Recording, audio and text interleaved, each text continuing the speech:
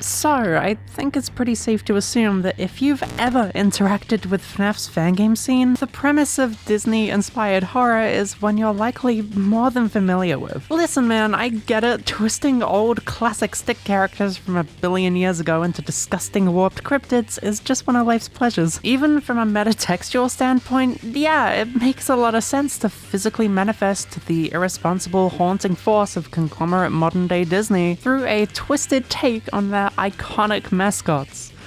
Did it sound familiar? There's a legitimate parallel there. And with FNAF 1 debuting right around the tail end of the internet's creepypasta era, listen, that game rarely matched the gritty internet horror story vibe of classic pastas, and especially Slime Beasts, abandoned by Disney, the breeding ground of Five Nights at Treasure Island.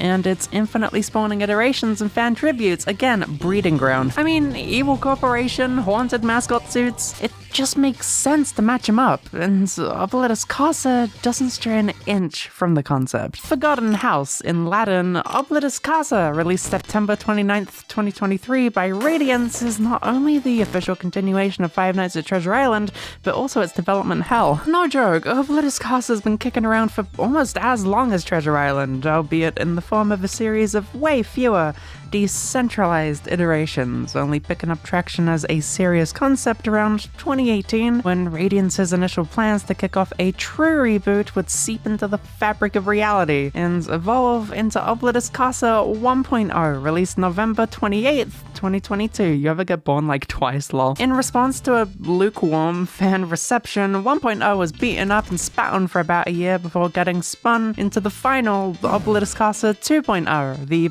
ultimate Treasure Island sequel. And like, damn bitch, that game was clean as hell. Fun mechanics, creepy designs, a comprehensible narrative, fit with that classic Radiance level polish. It was an overall fantastic package with an hourglass-shaped piece of shit lodged up his asshole. The rest was friggin' baller for what it's worth, and even teased the codename of the sequel, Project Discovery Island, at the end of it all.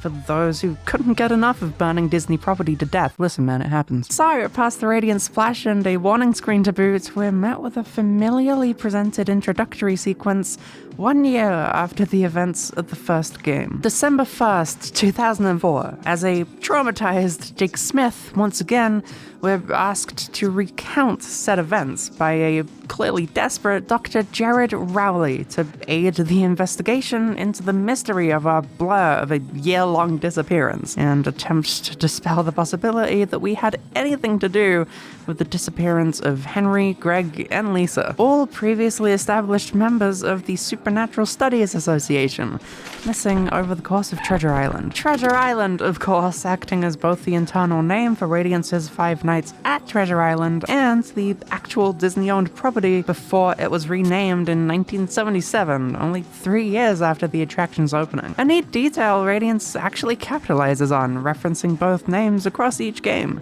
implying a brief passage of time between the two. And right as we hesitantly agree to fill in the blanks as to where and what went down, nightmarish anticipation. Down to the animated leaves too, more than likely a coincidence, but I like the simplicity of the title screen here.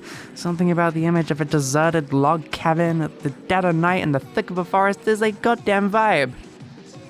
Yeah, I don't know, I'm more of a grass guy. Like, what if I cut my feet on those sharp blades? Creepy. Night 1 brings us to the cabin described by Rowley, and yet again, kicking off with a reverse mousetrap. Steamboat Willie's Willie, the first of another fresh round of tunes capable of physical assault, basically walks in place of Five Nights at Treasure Island's photo-negative Mickey, in functionally every way, audio-based mechanic and all. Though, in favor of shutting down cameras once he's already in the room with you to create a sonic distraction, you're gonna have to get way more involved here by playing a few seconds of music in any given space within a one-room radius to pull back and distract the bitch 100% of the time, or Springtrap's mechanic if he had ADHD. So hey, just like Treasure Island defends the two entrances to your flagged up asymmetrical home base against the reanimated rodent, But where was the wrist pain and claustrophobia at? Oh my god. Yeah, last game's main gameplay loop is the starter course in Oblitus. With the addition of the looming threat of a currently empty attic you can sweep with a light,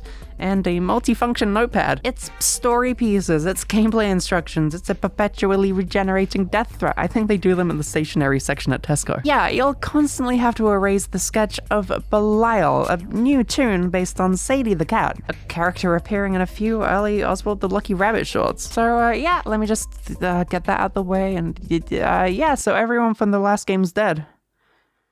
It was the Mickey drawings that came to life and did it. Why are you bringing me that straitjacket? That's pretty much the basis of the basic formula for each night. Check the cameras and deal with anything in them. Erase, stick your head in the loft, rinse and repeat. And each succeeding enemy does nothing but invite a good extra lick of strategizing each round. Night 2 brings on the mainstay attic inhabitant. Cabin face is not an insult, it's just his name. Looks like he has goddamn cabin face.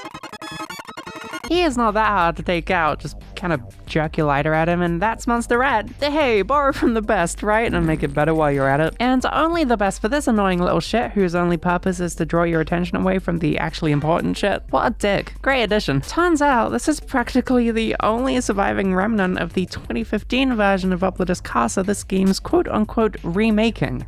Like the way the popular cuisine of Stromboli is just the remake of Flour. Daisy's here, based on Daisy and a 10-foot vampire squid, you know, like usual. Temporarily disabling the monitor and respective camera you got caught on if you don't point and shoot in time. Night 3 rolling out the similarly sound-based photo negative mini with an appropriately almost sort of similar mechanic. The loud camera disconnecting snap of the first game pulling photo negative Mickey towards the noise, replaced here with a visual camera flash that seems to scare Minnie to the back of the building, one room at a time. And the penultimate of the 5 nights, just adding more chicken to the bone with the introduction of Dippy based on Dog, tag teaming up with ADHD Willie to follow the damn music box, only instead of defaulting to one of 2 perfectly functional doors to your office, you'll swing around the back and also Pete's here, just leave him alone, I think he has social anxiety. You're not totally in the dark with attic checking though, with a squeaky sound cue to indicate movement, so hey, avoid lighting up Pete, scare away Babyface, keep Dippy and Willie from going out of bounds, flash Daisy and Minnie, erase this bitch, and you end up with some pretty fresh feeling gameplay here. With a finite amount of music allocated to each room, you've gotta get crafty with how you deal with these two, as once you've exhausted the sound waves, that room's nothing but a throughway for either to slip by without penalty, limiting your defense capabilities. Keeping Dippy and Willie stuck in any one of the building's centermost rooms seems to be the play here, an element I definitely argue is the crux of the experience, with most of the other mechanics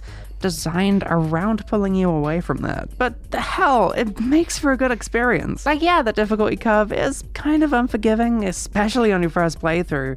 I kind of got my ass handed to me. But that moment where everything clicks and you just get how to handle these dudes in unison with some sharp strats is what it's all about. Compared to most fan games too, one of my biggest complaints surrounding these things is usually the total dead space at the beginning of each night. This game solves that for me, forcing you to hit the ground running in a way that gives you a ton to do without being way too overwhelming. Yeah, but chances are you are gonna get sent to hell a couple of times.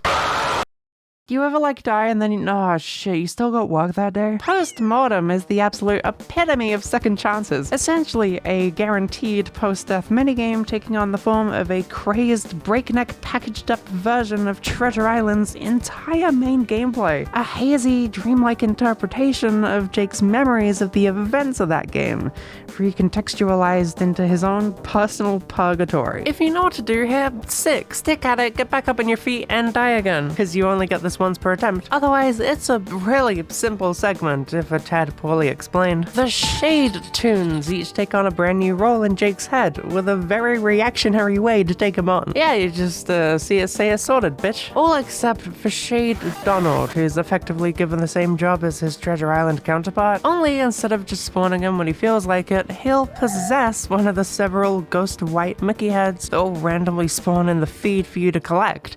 Easy to not look out for if you're stupid and you're me. It's like a weirdly morbid twist on Disney World's hidden Mickeys or whatever. It's not like there's a crazy amount to collect each night though, but racking up enough is your ticket back to the playing field. And well, yeah, this is cool as shit. And while I get the novelty of wanting to be cryptic, the mouse and the other mouse, alongside the confusion over why this mechanic just randomly stops working sometimes. Yeah, some stuff initially just didn't make sense to me. There is a bucket list of shit to digest and get the gist of. You're not beating this thing first try. Listen, this shit's hard. Oswald's got some damn hands.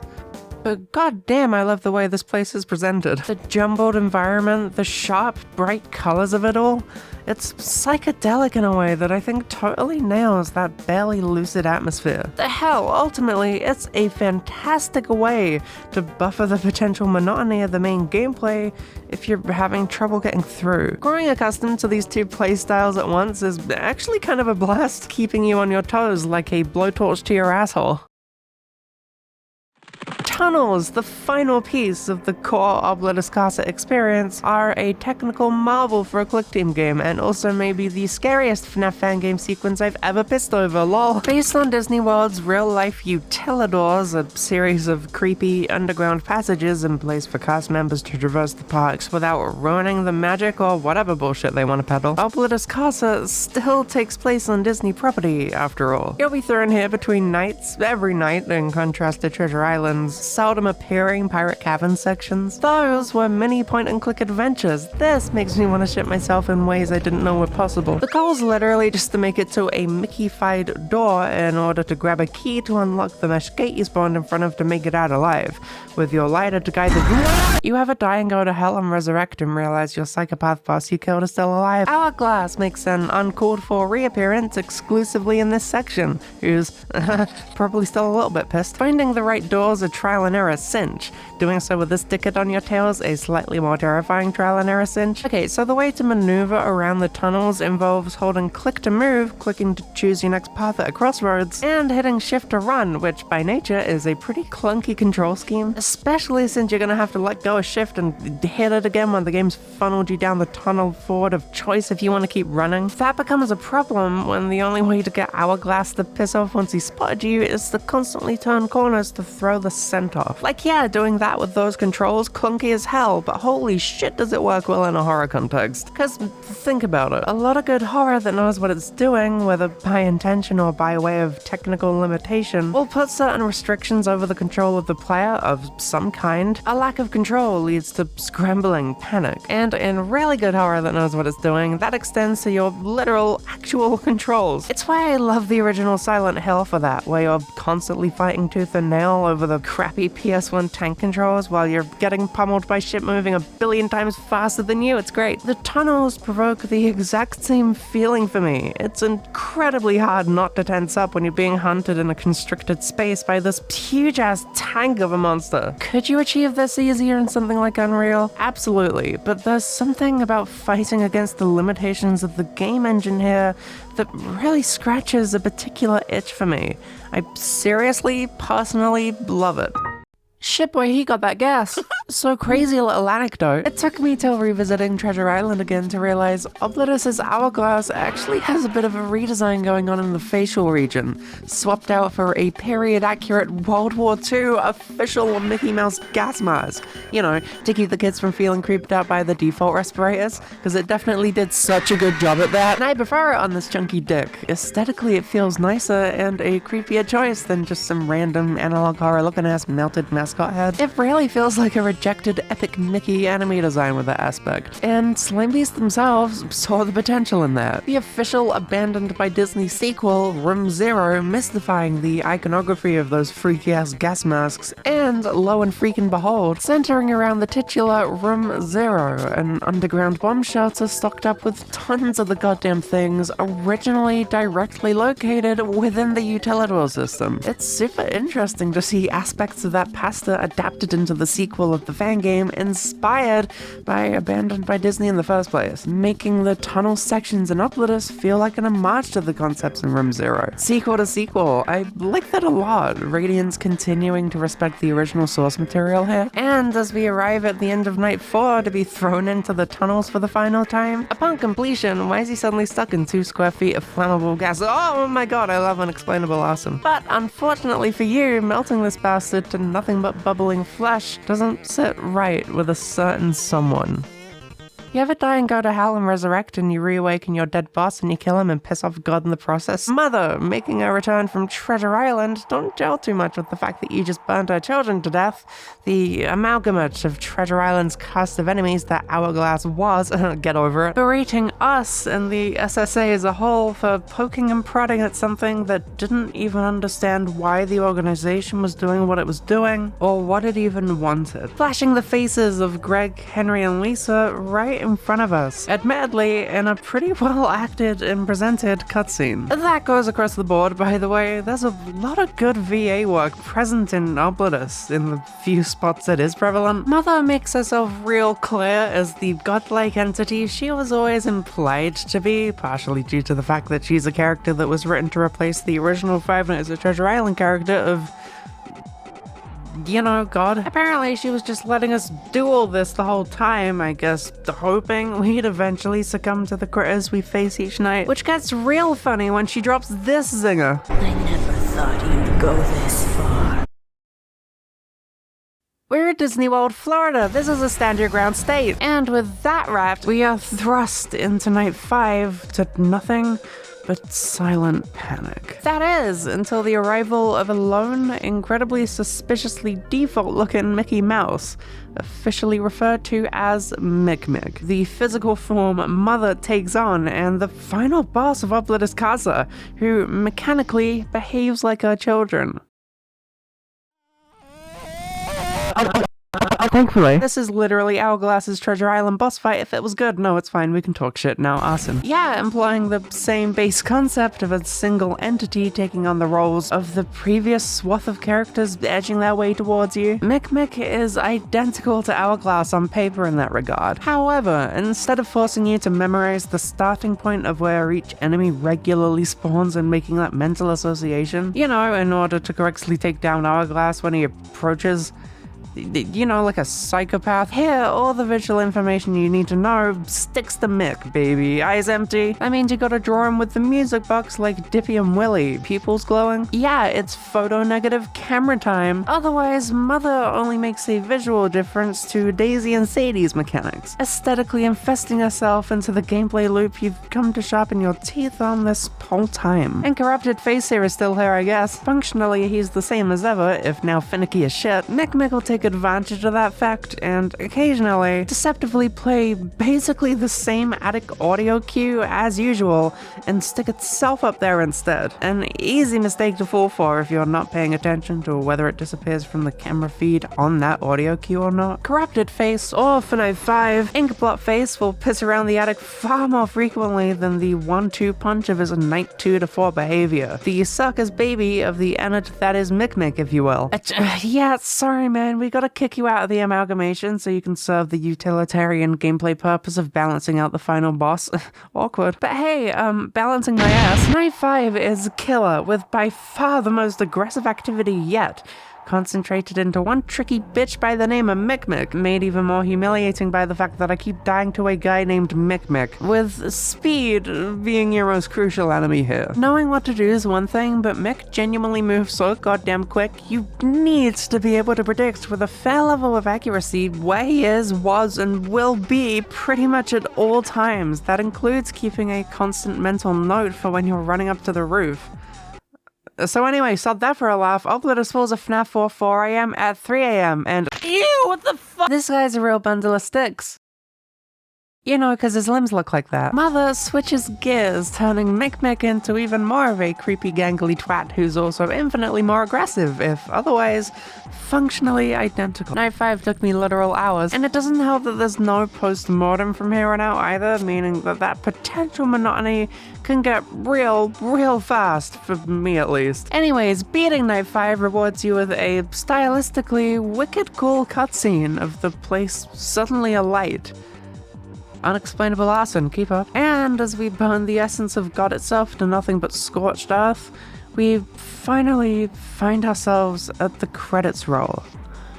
Before getting booted back to the menu for dessert. Night 6, I couldn't do it. It's Stickbug Mick for 6 hours straight at his piss-ass worst, and my ADHD having ass wasn't having any of that shit. Yeah, he didn't feel like dying to that fire, I don't know. At a certain point, it comes down to patience.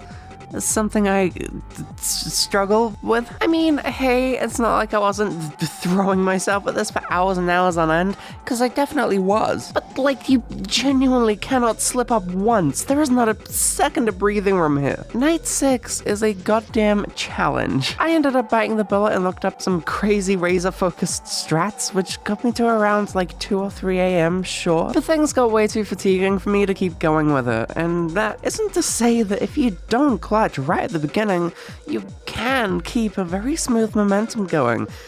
Can doing most of the heavy lifting in that sentence. But screw it, we ball. It's not like there's 3 different custom nights with even more dickhead hard modes than that. So funny story. Okay, I'd at least call these justified in the fact that Radiance is really squeezing as much out of the 3 gameplay modes presented at the core of the experience as possible here. That I can commend. There's literally a whole ass extra row of characters to unlock, each with a unique party trick up their sleeve. The first of which, the OG cabin face, unlocked upon completion in Night 5. Alongside custom night as a whole. Oh yeah, there's also a true Nightmare 1220 mode, and I will let the fact that successful runs of this shit on YouTube get upwards of tens of thousands of views speak for itself. Even the bog standard 620 Nightmare challenge is a bitch, and yeah, it's all optional. Everything after Night 5 is optional in my eyes, burning people's a funny and satisfying conclusion, sue me. But I also really enjoy at least attempting to experience as much as possible in anything I play.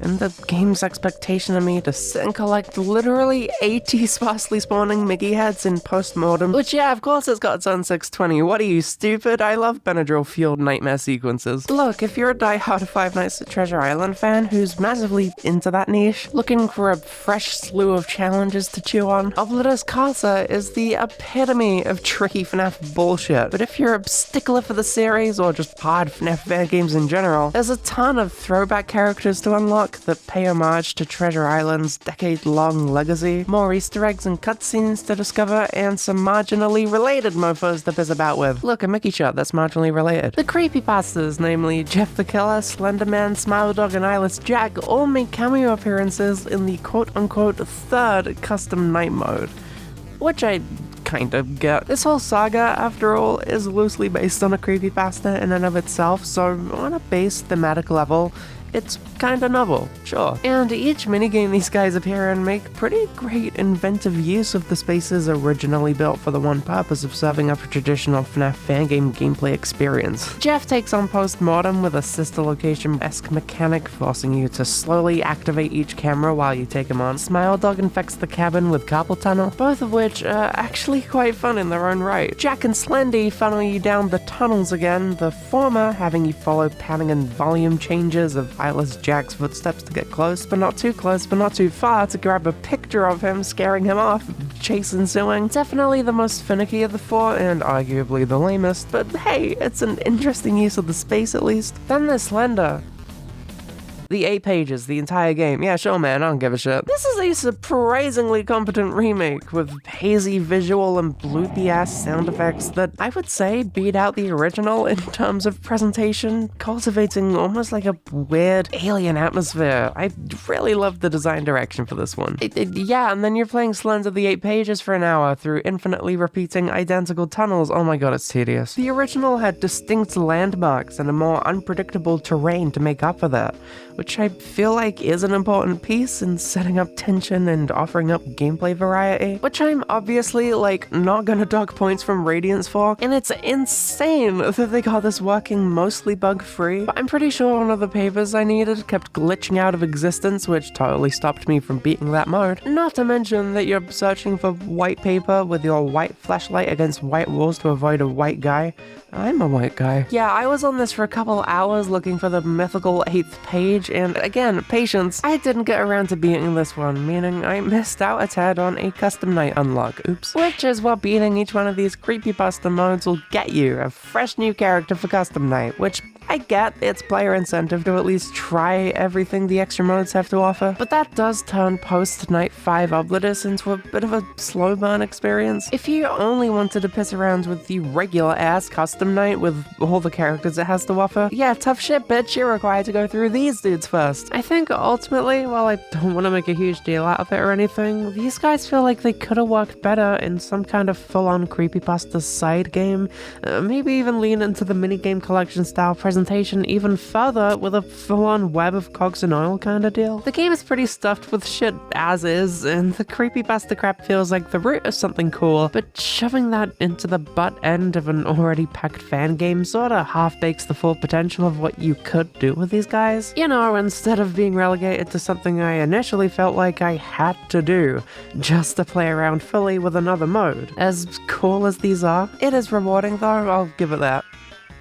Also, yeah, there's harder versions if you want. I don't know, they're there if you want them, and most of them aren't, like, too stupid hard if you know the ropes. Again, it's just that persistence factor the game expects of you if you want that upgraded difficulty level. Regardless of the fact that I didn't end up beating them, though, that's still kinda crazy, right? Radiance didn't have to add hard modes, even fit with their own visual flair. Hell, they didn't have to do anything beyond Night 5. And I'll be totally honest, as someone who just checks this series out whenever, the amount presented here is almost a tad overwhelming. Take that as you will. I think in part due to the fact that the game as a whole does have a bit of that vagueness aspect carried over from its predecessor, a problem that's kinda spread over the game as a whole. Even navigating the custom night menu gives you a goddamn run for your money if you don't know how to right-click the option to cycle through each mode. Something it does not make clear. But hey, from what I gather, Oblitus Casa was built with the mindset of mostly appealing to predispositioned Treasure Island heads first and foremost, who would have a better idea of what to look out for. I'm only being so critical here though, because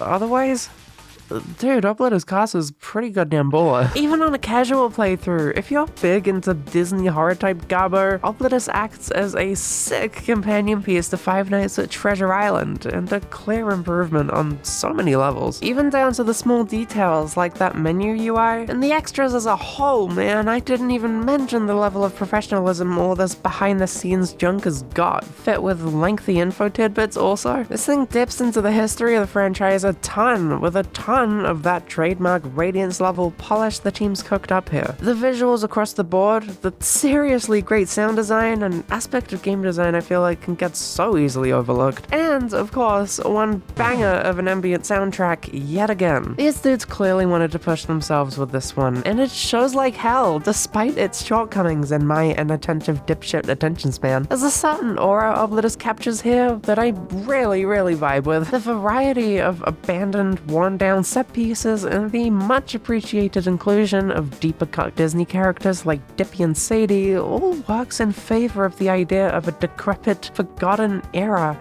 in a forgotten house. Oh hey, it's the name of the game. And I'll never not get a kick out of grungy, coffee-stained aesthetics when they're actually done right. The mainstay cabin making a nice contrast between it as a desolate, rustic backdrop to the wet, inky creatures that stick out when the game wants them to, but just as easily blend into the shadows of, making for some killer-looking renders, especially when these prigs do reach your stationed defense. Some wicked cool visuals to preface getting your ass beat. In some of these better-lit promo renders too, the way these dudes are all gunky slick with the texture of poured oil to complement. There was a very specific direction in mind here, and that's what we like to see. The hastily cobbled together equipment's the cherry on top, and really helps to sell the idea of this all being real makeshift of a setup, the chaotic wires and all, and spliced with the sudden deathmatch post-mortem and the interspersed tunnels that mix up the already pretty damn stellar main ramp and carpal tunnel. This really is one of the most engaging FNAF fan games I've played in a while,